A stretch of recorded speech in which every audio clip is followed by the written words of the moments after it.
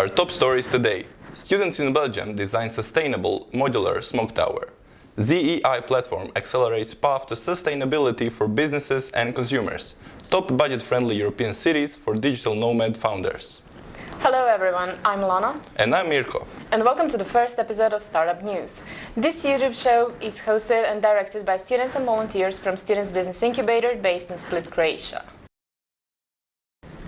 Students at Havest University in Belgium have designed Airpol, a sustainable modular smog tower that improves biodiversity and purifies air pollution without any external energy source required.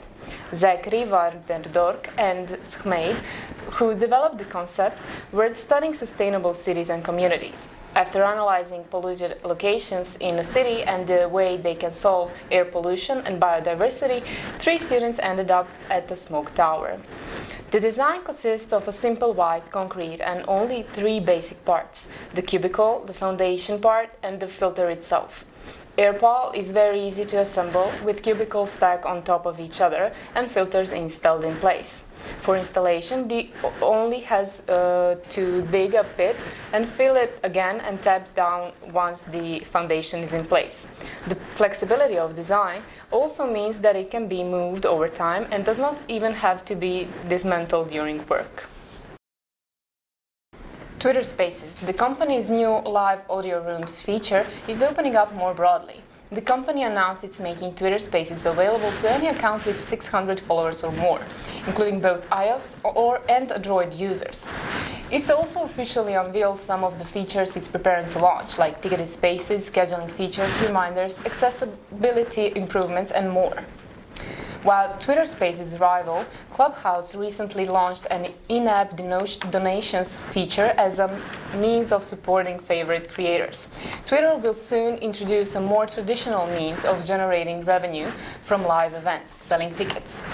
The company says it's working on a feature that will allow hosts to set ticket prices and how many are available to a given event, in order to give them a way of earning revenue from their Twitter Spaces.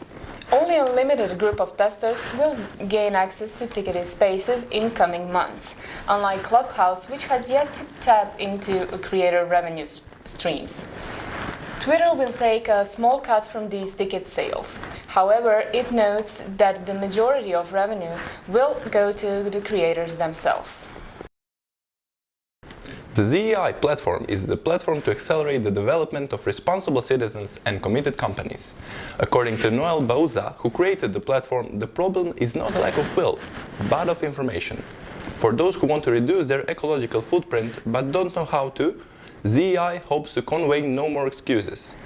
Through ZEI, consumers become fully aware of the environmental impact of their lifestyle and purchases.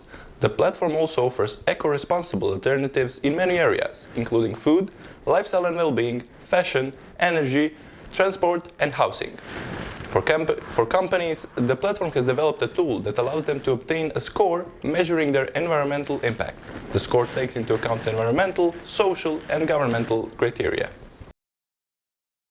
Mesh is a private virtual space for employees and students to socialize, play games, and listen to music over video chat. Mesh hopes to help the issue of remote employees feeling lonely, isolated, and socially disconnected during worldwide lockdowns. Mesh founder and software engineer Luke Barikovsky had the idea in March 2020, when the first lockdown and quarantine took place. Mesh was launched in November 2020 with a focus on building greater community engagement and social connectivity. However, after launching, they found the greatest demand came from companies and organizations wanting to find ways of keeping their remote teams engaged. The concept works like a video game in which you move your character around a series of lobbies. To recreate the feel of real-life conversations, spatial video chat enables people to start video chatting with people as soon as 2 characters move close to each other. Mesh also offers a variety of mini-games, and those in the same game lobby can video chat while playing the game together.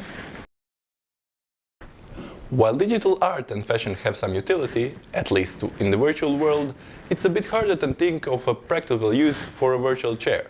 So after 3D artist Andres Reisinger's digital chair went viral on Instagram, the designer partnered with Dutch brand Moe to bring it into the real world. The result is the Hortensia armchair, which is now available for purchase.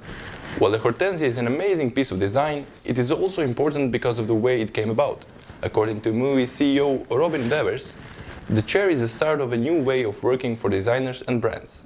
Bevers suggests that rather than waiting to be commissioned by brands, in the future designers will take the initiative, developing designs online and building a market before development begins. After Reisinger shared the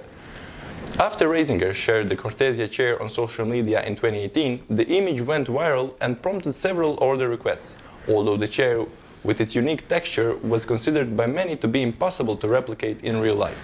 As design has begun moving online in unique ways, it offers new opportunities to disrupt the way that items such as furniture, clothing, and even perfume are created. Some recent innovations in the space include using AR to bring a virtual sofa into real living rooms, and an NFT perfume that captures the molecular formula of real-life perfume. And while the situation with the pandemic is still not bright and traveling is very limited, some of the most attractive European digital nomad hubs have already opened their doors wide to a growing number of freelancers and remote workers. From how easy it is to get a visa and how safe it is, to cost of living, internet speed, weather, community, city culture, and things to do, all potential nomads need to decide what fits them best. Between budget-friendly and attractive European hotspots, for digital nomads are Tallinn, Porto, Vilnius, Budapest, Belgrade, Skopje, and Split. Croatia is officially offering temporary residence to digital nomads, so welcome.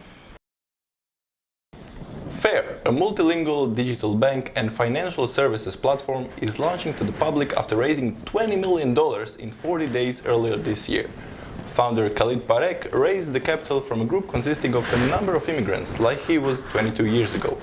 Fair is designed to be an option to those who are new to the country, have no credit or need access to interest-free loans.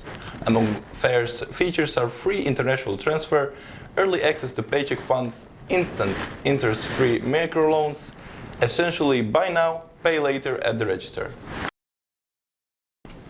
Uber is launching more than half-dozen new features, including one that will let users book vaccine appointments and reserve a ride to get their job.